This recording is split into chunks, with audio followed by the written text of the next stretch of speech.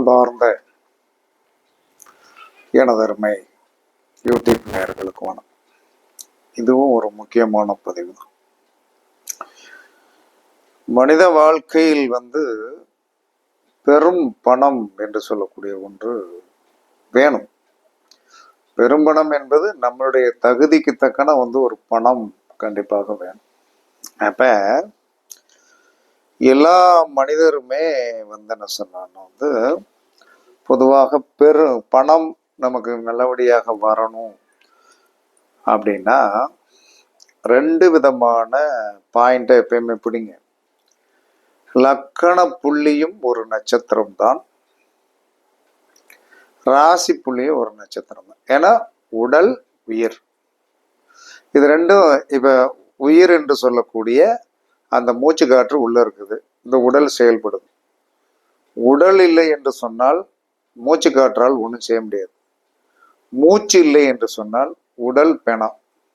இதை நல்லா புரிஞ்சுக்கிட்டு உங்களுக்கு ஒரு ரகசியம் சொல்லித்தரேன்.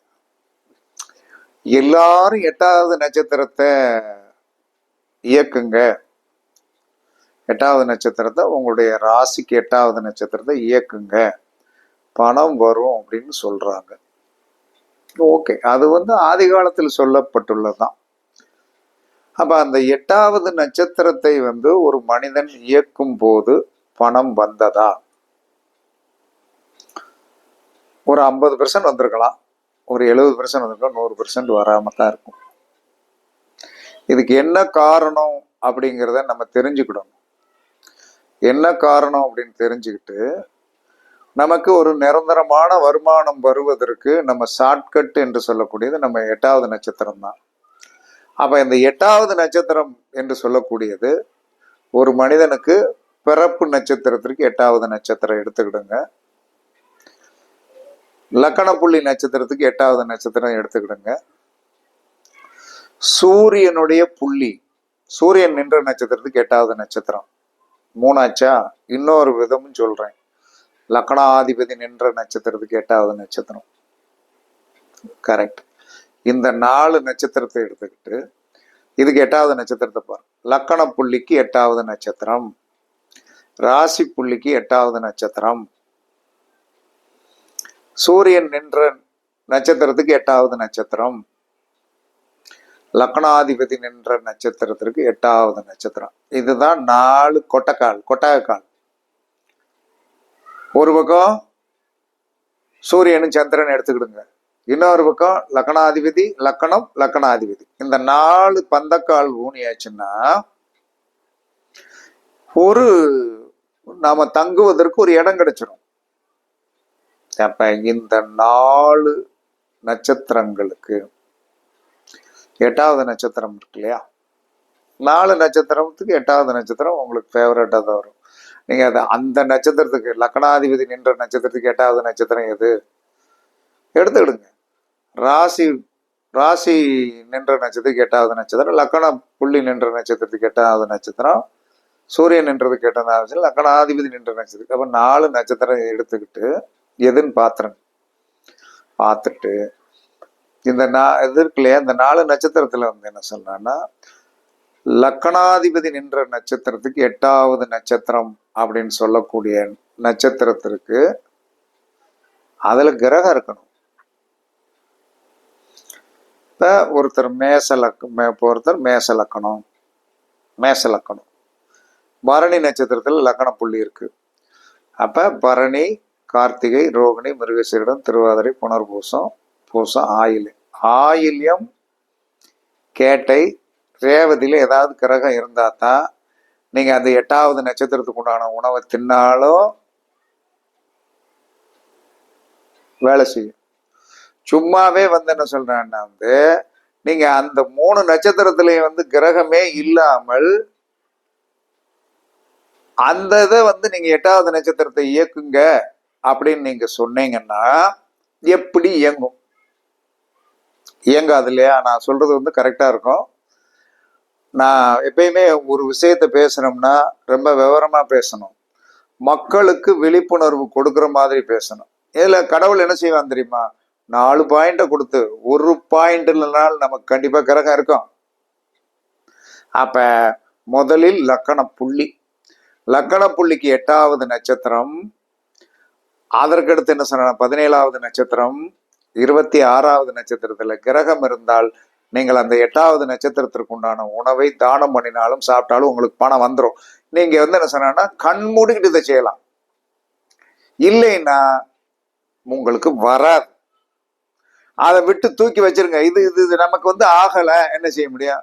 அப்ப சந்திரன் என்ற நட்சத்திரத்திற்கு 8வது நட்சத்திரம், சந்திரன் என்ற நட்சத்திரத்துக்கு 8வது நட்சத்திரத்திலும் 17வது நட்சத்திரத்திலும் 26வது நட்சத்திரத்துல கிரகம் இருக்கான்னு பாருங்க. இருந்துச்சுன்னா ஓகே, இல்லைன்னா விட்டுருங்க. லக்னாதிபதி நின்ற நட்சத்திரம், லக்னாதிபதி ஏதாவது ஒரு நட்சத்திரம் பாருங்க, அவருக்கு 8வது நட்சத்திரம், 17வது நட்சத்திரம், 26வது நட்சத்திரத்துல கிரகம் இருக்கான்னு பாருங்க. இருந்துச்சா லக்னாதிபதி நின்ற நட்சத்திரத்திற்கு 8வது நட்சத்திரத்திலேயோ 17வது நட்சத்திரத்திலேயோ 26வது நட்சத்திரத்திலேயோ கிரகம் இருந்தால் கண்டிப்பாக 8வது நட்சத்திரத்திலாம் இருக்கணும் கிடையாது. 17வது நட்சத்திரத்துல இருந்தாலும் 26வது நட்சத்திரத்துல அது கனெக்டிவிட்டி ஆட்டோமேட்டிக்கா ஆகிக்கூடும். நீங்க கனெக்டிவிட்டியே பண்ண வேண்டியதில்லை. ஒருத்தருக்கு வந்து என்ன சொன்னேன்னா லக்னாதிபதி மூல நட்சத்திரத்துல உட்கார்ந்துருக்காருன்னா 8வது நட்சத்திரம் உத்திரட்டாதி வந்துடும். உத்திரட்டாதியில கிரகம் இருக்கணுங்கிற அவசியம் கிடையாது. பூசத்துல இருக்கா, பூசத்துல இல்ல, அப்ப அனுசத்துல இருக்கா, இருக்கு. அப்ப கரெக்டா வந்து மூல நட்சத்திர லக்னாதிபதி மூல நட்சத்திரத்தில் நின்றால் 8வது நட்சத்திரம் ஆகிய அந்த உத்திரட்டாதி நட்சத்திரத்திற்கு உண்டான அன்னாசி பழத்தை கண்டிப்பா சாப்பிடுங்க, பணம் வரும். தானம் பண்ணுங்க, பணம் வந்துடும். அதே மாதிரி சூரியன் என்ற நட்சத்திரம், சூரியன் என்ற நட்சத்திரம், அந்த சூரியன் என்ற நட்சத்திரத்துக்கு 8வது நட்சத்திரம், சூரியன் என்ற நட்சத்திரம் சுவாதியாக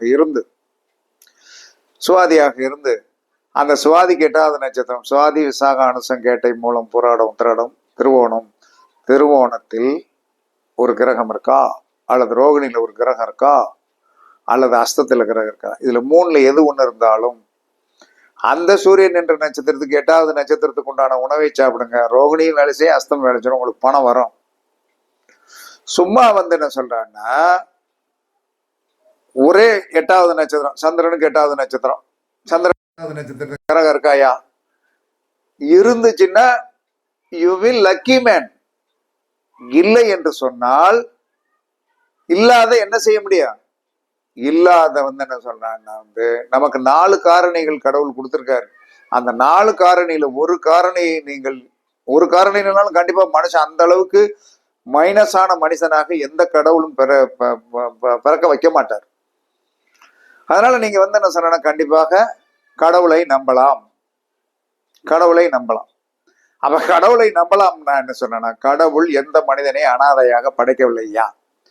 கடவுள் வந்து அறிவாளி ஐயா, அவர் நல்லவர் ஐயா, அவரை போய் நம்ம குறை சொல்லக்கூடாது ஐயா. என்னோட பொறுத்தல் அவ்வளவுதான். அப்ப இதுல இவ்வளவு விஷயங்கள் இருக்கிறது. அப்ப எல்லாரும் ஏன் ஜோதிடத்தை சில நேரங்கள்ல வந்து எல்லாம் செஞ்சு பார்த்து ஒரு மாதிரி நடக்கலாமா, எல்லாம் செஞ்சு பார்த்து ஒரு இது நடக்கலாமா. ஒருத்தன் சொல்லியிருக்கிறான், அதாவது அலி நட்சத்திரங்கள் என்று ஒன்று உண்டு, அலி நட்சத்திரங்கள் ஒன்று உண்டு. அவ திருமண பொருத்தங்கள் பார்க்கும்போது பெண்களுக்கு அலி நட்சத்திரங்களில் அந்த 3 கூடையும் நிக்க கூடாது, ஆணுக்கு 3 இருக்கு. அப்ப வந்து அவர்களுக்கு வந்து அந்த அலி தோஷம் உண்டு. மிருகசீரிடம் மூலம் சதயம் வந்து என்ன சொன்னா அலி நட்சத்திரம், இதுல இருந்து அந்த 3 கூடையன் போயிட்டு தாம்பத்திய வாழ்க்கை சிறக்காதுன்னா அவனுக்கு 19 வயசுல கல்யாணம் முடிச்சானா, அவனுக்கு 3 கூடையவர் அலி நட்சத்திரத்தில் இருக்கான். 19 வயசுல கல்யாணம் முடிச்சு நல்லா வந்து என்ன சொன்னா வாழ்க்கை வாழ்ந்தானா. அதுக்கடுத்து இப்போ வந்து ஒரு பொம்பளை வந்து வச்சிருக்கானா, பொது வெளியில எப்படி சொல்றான் பாருங்க, நான் இப்போ ஒரு பொம்பளை வச்சிருக்கேன், அப்ப இவர் சொல்வது பொய் அப்படிங்க. ஏன் மூதேவி, விதி என்று ஒன்று இருந்தால் விதி விலக்கு ஒன்று உண்டுன்னு சொல்ல கேட்டிருக்கியா மூதேவி? அவன் என்ன பேர் வச்சிருக்கான்? True astro. ஐயோ ட்ரூ அஸ்ட்ரோ அப்படி சொல்றாரா மூதேவி. விதி என்று ஒன்று இருந்தால் விதி விலக்கு என்று ஒன்று உண்டுடா. அப்ப அந்த அலி நட்சத்திரத்தில் வந்து கிரகங்கள் இருந்தாலும் குரு பார்த்தால், சுக்கிரன் பார்த்தால், சூரியன் பார்த்தால் தோஷம் போகும்ல.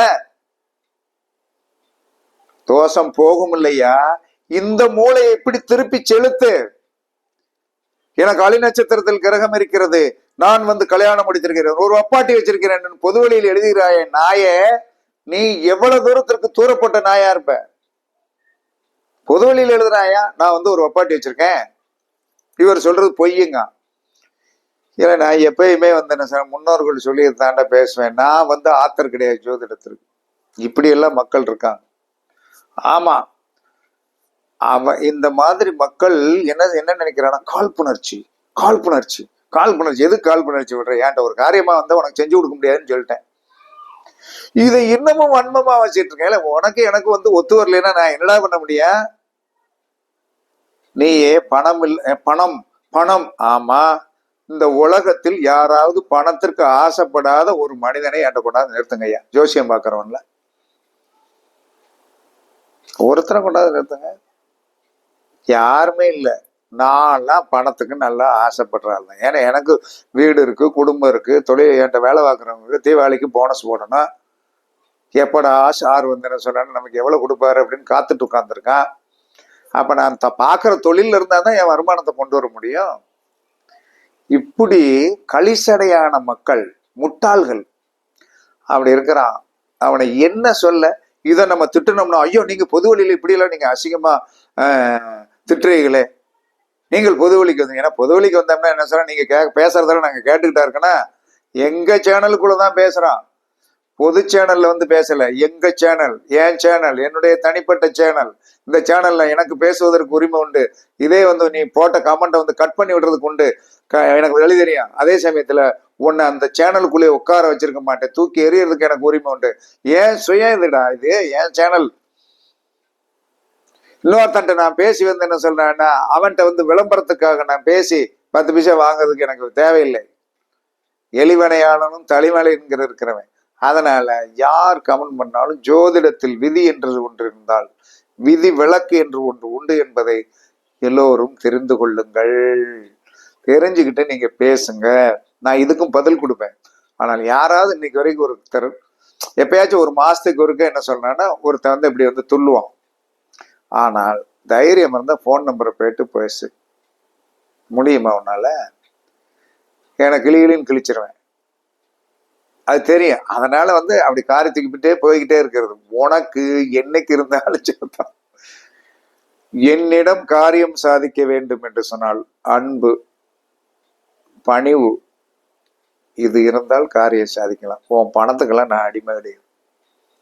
பணத்தெல்லாம் நிறைய பார்த்துட்டு தானே உட்காந்துருக்கோம். பணம் இல்லாமல இருந்தோம் இருக்கோம். அதனால வந்து என்ன சொன்னா, எல்லாமே இருக்குது, ஆண்டவ முன்னத்தில் இருக்குது. ஜோதிடம் என்னை கைவிடவில்லை.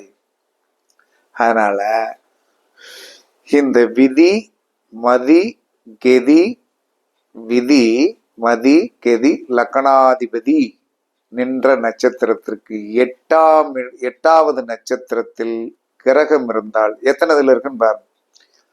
லக்கணாதிபதி நின்ற நட்சத்திரத்துக்கு 8வது நட்சத்திரம் ஒரு கிரகம் இருக்கு. ஓகே, சந்தோஷப்படுங்க. சந்திரன் நின்ற நட்சத்திரத்திற்கு ஒரு கிரகம் இருக்கா? இல்லையா? அப்ப விட்டுருங்க, அது உங்களுக்கு பலன் கொடுக்காது. சரி, லக்கண புள்ளி நின்ற நட்சத்திரத்திற்கு ஏதாவது கிரகம் இருக்காயா? இருக்குயா? அப்ப டிக்கெடி. லக்கணாதிபதி அதற்கு அடுத்து என்ன சொன்னா, சூரியன் நின்ற நட்சத்திரத்திற்கு 8வது நட்சத்திரத்தில் ஏதாவது கிரகம் இருக்காயா? இருக்குதுனியா? யூ லக்கி மேனியா. 4ல் 3 இருக்கா? உனக்கு என்ன? அந்த 8வது நட்சத்திரத்திற்கு உண்டான உணவை சாப்பிடு. இந்த வாரம் இதை தானம் பண்ணு, அடுத்த வாரம் அதை தானம் பண்ணு, அதுக்கு அடுத்த வாரத்துல பணம் வரும். எந்த கோயிலுக்குமே நீ போக வேண்டாம். இதை தெரியாமல் நாம் என்ன செஞ்சிட்டு இருக்கோம்னா, ஒரே படியா 8வது நட்சத்திரத்தை வந்து இயக்கினால் பணம் வரும், அந்த சித்தரை போய் கும்பிட்டால் பணம் வரும்னா வராது. அந்த சித்தர் எப்படி வேலை செய்வாரு? சம்பந்தம் இல்லாம வேலை செய்வாரா? காரணம் இல்லாமல் வந்து வேலை செய்ய முடியாது. 8வது நட்சத்திரத்தில் கிரகம் இருந்தால் வேலை செய்யும். 8வது நட்சத்திரத்தில் எம்டியாக இருந்த 8வது நட்சத்திரத்துல 17வது நட்சத்திரத்துல 26வது நட்சத்திரத்துல கிரகம் இல்லைன்னா எப்படியா வேலை செய்ய? வேலை செய்யாது. அந்த உணவை தின்னாலே வந்து உங்களுக்கு ஜீரணமாகாது, வேஸ்ட். யாருக்கு கொடுத்தாலும் என்ன சொல்றானே, எதுக்கு சார் இது வாங்கிட்டு, எனக்கு வேண்டாம் சார் அப்படிமா. அப்ப லக்கண புள்ளிக்கு 8வது நட்சத்திரம், லக்கணாதிபதிக்கு 8வது நட்சத்திரம், சந்திரன் புள்ளிக்கு 8வது நட்சத்திரம், சூரியன் புள்ளிக்கு 8வது நட்சத்திரம் பணம் கொடுக்கும். அந்த புள்ளிகளுக்கு 8வது நட்சத்திரத்திற்கு 8, 17, 26 நட்சத்திரங்களில் ஒரு கிரகம் இருந்தால் கண்டிப்பாக அந்த உணவை நீங்கள் தாராளமாக சாப்பிடலாம். இப்ப எனக்கெல்லாம் வந்து என்ன சொன்னா, லக்கணாதிபதி லக்கண புள்ளிக்கு 8வது நட்சத்திரத்தில் கிரகம் இருக்கிறது, ஓகே, சாப்பிடலாம். லக்கணாதிபதி நின்ற நட்சத்திரத்திற்கு 8வது நட்சத்திரத்தில் கிரகம் இருக்கிறது, அந்த உணவை சாப்பிடலாம். சந்திரன் நின்ற நட்சத்திரத்திற்கு 8வது நட்சத்திரத்தில் எனக்கு கிரகம் இல்லை, அந்த நட்சத்திரத்தை இயக்கினால், அதற்குண்டான உணவை தானம் பண்ணினாலோ, அதற்குண்டான உணவை வந்து அந்த பழத்தை சாப்பிட்டாலோ பணம் வரலை,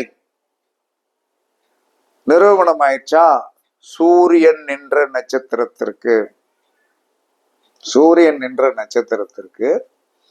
8வது நட்சத்திரத்தில் கிரகம் இருக்கிறது, அந்த உணவை சாப்பிட்டால் பணம் வருகிறது. அப்ப 4 பாயிண்ட்ல கொடுத்தவன் 1 பாயிண்ட் நமக்கு இல்லை, 4 பாயிண்ட்ல இருந்தா நீங்கள் பயங்கரமான யோகசாலிகள் தான், உங்களுக்கு பணம் வரும். அப்ப இதோடு இன்னொரு கருத்தையும் சொல்லிடுறேன். 4 பாயிண்ட்ல அந்த 8வது சித்தர் இருக்கார் பார்த்தீங்களா, 8வது சித்தர்னு ஒருத்தர் இருப்பார். அந்த சித்தர், அதாவது உங்களுடைய நட்சத்திரம், உங்களுடைய 8வது நட்சத்திரத்துக்கு உண்டான எந்த லக்கணத்திற்கோ ராசிக்கோ லக்கண புள்ளிக்கோ சந்திரனுக்கு 8வது நட்சத்திரத்தில் இருக்கின்ற ஒரு கிரகம் இருக்குது அப்படின்னு சொன்னோம்னா, அந்த 8வது நட்சத்திரத்திற்கு உண்டான சித்தர் வழிபாடும் பண்ணி அந்த பழங்களை நீங்கள் சாப்பிட்டாலும் தானம் பண்ணினாலும் உங்களுக்கு பணம் வரும். இதுதான் சத்தியமான உண்மை. யார் வேணாலும் பண்ணலாம், தாராளம் பண்ணுங்க. கடவுள் வந்து உங்களுக்கு ஏமாற்றம் கொடுக்க மாட்டாரு.